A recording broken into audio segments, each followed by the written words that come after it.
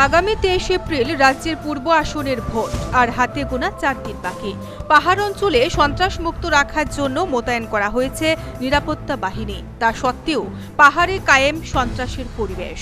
বুধবার রাতে পদ্মবিল ব্লকের আখড়াবাড়ির মুন্ডা বস্তিতে এনসিটি কর্মকর্তাদের উপর হামলা চালায় দুষ্কৃতীরা।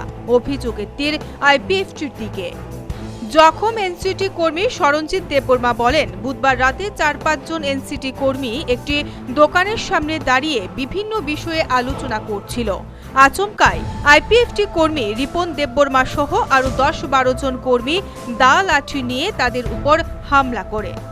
এনসিটি কর্মকর্তারা প্রাণ বাঁচাতে জঙ্গলে গিয়ে আশ্রয় নেন। দুষ্কৃতীরা চলে গেলে দলের অন্যান্য কর্মকর্তারা জখম কর্মীদের জঙ্গল থেকে উদ্ধার করে বাইজলবাড়ি স্বাস্থ্য কেন্দ্রে নিয়ে যায় বলে জানান সরঞ্জিত। আচমকা আইপিএফটির কর্মীরা রিপন দেববর্মার নেতৃত্বে এসে আমাদের পিটতে শুরু করে লাঠি দিয়ে। তাদের হাতে আরও অস্ত্র ছিল।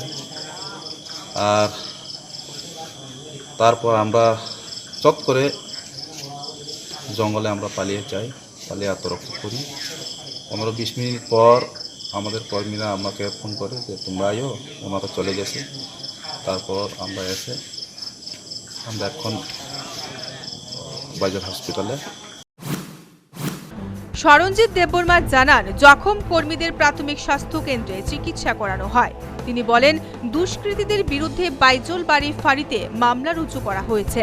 পুলিশ এখন হামলাকারীদের বিরুদ্ধে কি পদক্ষেপ গ্রহণ করে এটাই দেখার। Bureau report, news vanguard.